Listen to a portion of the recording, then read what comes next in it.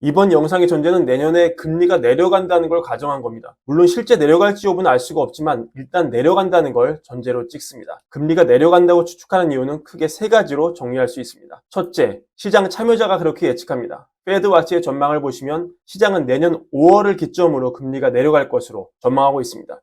내년 5월을 기점으로 연말에는 기준금리가 4에서 4.25까지 갈 수 있다고 보는 게 시장의 예측입니다.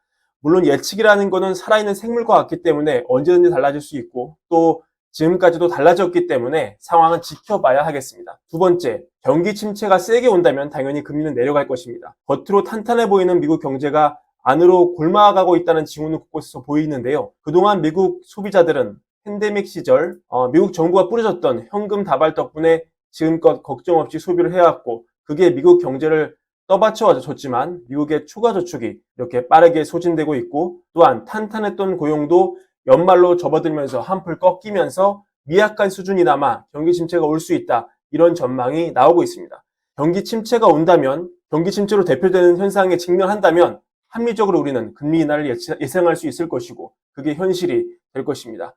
얼마 전 골드만삭스가 내년 6월경 미국이 금리 인하를 할 것이라고 내다본 것도 이런 내용이 바탕에 깔려 있는 것으로 보시면 되겠습니다. 자, 그렇다면 만약에 연준이 내년에 금리 인하를 한다면 금리 인하의 원인은 무엇일까요? 만약에 아까 제가 말씀드린 대로 경기 침체가 온다면 제로의 여지 없이 당연히 금리 인하를 할 수 있겠지만 만약 그렇지 않다면 경기 침체가 오지 않는다면 그런데도 금리가 내려간다면 그건 어떤 이유와 논리가 작용을 하게 되는 걸까요? 첫 번째, 미국 정부의 다급한 현실입니다. 독립계 리서치 회사 FFTT의 대표죠. 이분이 루크 그로우맨이 얼마 전 트윗을 올렸습니다. 내용은 이렇습니다. 기본적으로 이런 문제의식인데요. 우리는 인플레를 멈추기 위해 재정 건전화가 필요하다. 좋아, 뭘 줄일지 말해봐라. 이렇게 질문합니다. 사회보장 비용 65%, 3.1조 달러인데요. 선거가 있는 해다. 재무부 지출, 이게 이자 비용입니다. 국채 이자 비용 25%, 금리가 내리거나 디폴트가 나야지 삭감 낼 수 있다. 국방 예산 22%, 신냉전 시대다. 이렇게 써놨습니다. 그러면은 이 인사이트를 일단 받아들이고, 근데 이걸 다 더하면 이게 100%가 넘어요. 그래서 제가 잘못 알은 걸 수도 있는데 여튼 좀 이상해서 직접 자료를 찾아봤는데 문제가 심각합니다.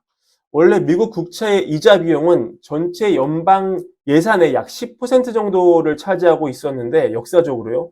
하지만 2분기 최신 데이터를 보면 이미 15%를 찍었습니다. 그동안 이 예산 절대 규모가 늘어난 것이 엄청나기 때문인데요. 정말 눈덩이처럼 커져버린 걸 볼 수 있습니다. 게다가 지금 미국 정부는 잘 아시다시피 새롭게 국채를 발행하면서 기준 국채를 상환하고 있고 이 얘기는 기존의 저금리로 발행됐던 미국 국채가 최근 발행한 고금리로 상환된다는 걸 의미하고 한 번 찍은 국채는 만기까지 계속 그 이자를 지급해야 되기 때문에 오랜 기간 미국 재정 건전성에 깊은 상처를 내는 그런 효과를 낼 수 있습니다.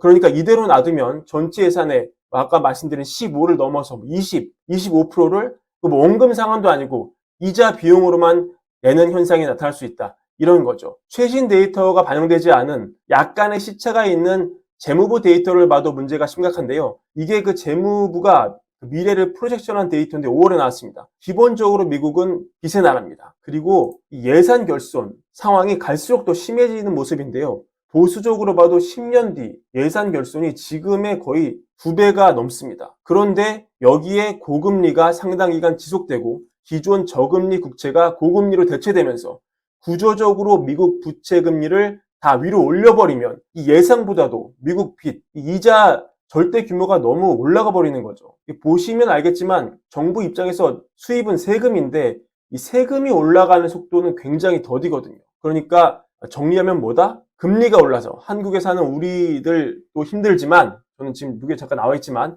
이자가 많이 올라서 힘들지만 제일 힘든 건 누구다? 미국 정부다. 미국 정부가 빚 갚느라 너무 힘들다. 이런 얘기입니다. 이런 관점에서 보면 미국 정부야말로 금리가 내려가기를 가장 원하는 경제 주체일 수 있다. 이렇게 정리할 수 있습니다. 두 번째, 실질 이자율이라는 개념인데요. 뉴욕 연은 총재죠. 윌리엄스 총재가 뉴욕타임즈와 이달 초 인터뷰를 하면서 이런 얘기를 합니다. 나는 주로 실질 이자율 관점에서 통화 정책을 본다. 우리는 명목 금리를 결정하는데 인플레가 내년에 내려갈 것이고 내년 어느 시점에서라도 금리를 인하하지 않으면 실질 이자율은 올라간다. 그렇게 되면 우리 목표와 부합하지 않는다. 자, 금리를 안 내리면 실질 이자율은 상승한다. 이게 중요한데요. 경제학적으로 명목 이자율은, 그러니까 이게 연준이 조절할 수 있는 금리죠. 명목 이자율은 실질 이자율 더하기 기대 인플레이션율, 이렇게 정리가 됩니다. 왜냐하면 돈을 빌려준 사람은 물가가 오른 것만큼 보전받고 돈을 돌려받아야 하기 때문에 당연히 물가가 오르면 명목 이자율이 올라야 되고, 이걸 식을 정리하면, 수학 시간 아닙니다만, 실질 이자율은 명목 이자율 빼기 기대 인플레이션율, 이렇게 정리할 수 있습니다. 그러니까 이 명목 이자율, 이걸 놔둬버리면 인플레가 내려가면서 실질 이자율은 올라가는, 그러니까 경제 주체가 실제적으로 느끼는 이자율은 올라가는 그런 효과가 나옵니다. 그러니까 경기 침체가 오지 않더라도, 미국이 안정적으로 성장을 하더라도 이 극심한 인플레가 수그러들기만 하면, 수그러든다고 경제 주체가 합리적으로 예측을 하면 연준은 실질 이자율이 오른다는 이유로 기준금리, 즉 명목금리를 내릴 명분이 있는 겁니다. 물론 경기 침체가 강하게 온다면 훨씬 더 급격하게 금리를 내릴 수 있게 되겠죠. 자, 오늘은 연준이 내년 금리를 내리는 상황을 가정하고 금리 인하의 상황과 명분, 논리에 대해 알아봤습니다. 내용이 좋으셨다면 구독과 좋아요 부탁드립니다. 감사합니다.